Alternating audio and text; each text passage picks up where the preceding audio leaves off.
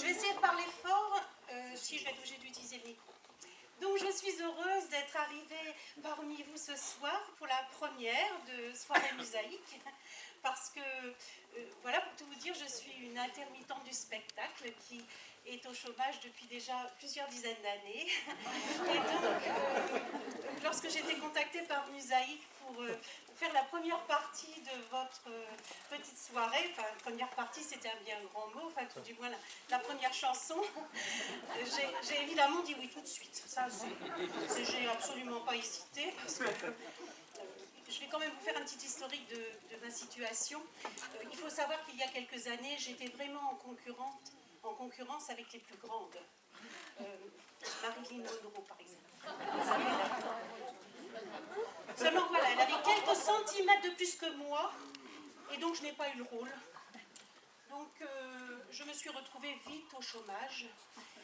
Remarquez, la vie est une belle justice parce que elle n'y est plus. Moi, je suis là parmi vous.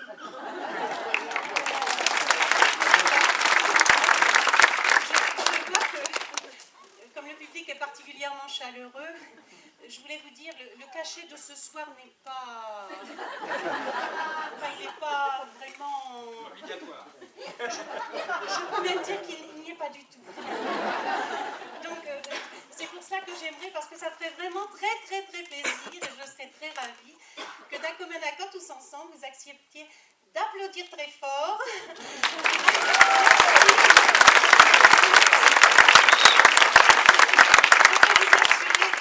C'est bien mieux qu'à Las Vegas.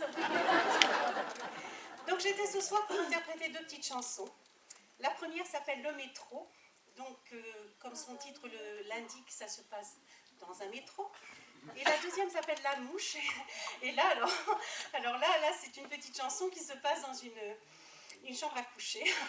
On verra ça dans quelques minutes. Donc la première chanson, Le Métro.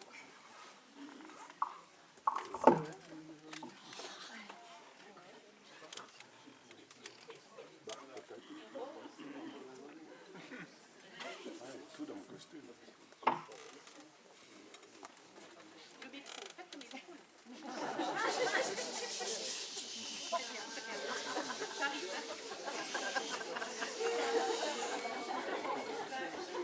C'est bien, vous participez bien. Donc, c'était une jeune fille simple et bonne qui ne demandait rien à personne. Un jour dans le métro, il y avait presse. Quelqu'un qui osa, je le confesse, fesse, lui passer la main sur les cheveux comme elle a, mon cœur, et se rapprocha un peu, pom. Bien. Oh, bah, je vais en profiter. On a l'habitude chez les basses. Le métro continuait son voyage. Non, je reprends. Oh, vous m'avez troublé. Donc, voyant l'élan de la demoiselle, le monsieur se rapprocha d'elle. Et comme dans tout homme, tout de suite, surgit le démon qui l'habite, bite. Et soudain lui sortit sa carte et lui dit, je m'appelle Jacques et j'habite rue Descartes. Voyant l'élan de la demoiselle. Non, ça je l'ai déjà dit. Oh, le métro continuait son voyage. Elle se dit, ce gars-là n'est pas sage. Je sens quelque chose de pointu, quelque chose de fermé, convaincu, Il cherche à pénétrer dans mon cœur, qu'il est doux d'aimer, quel frisson de bonheur.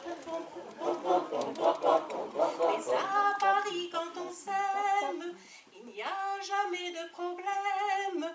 Les amoureux ne se font pas de bil.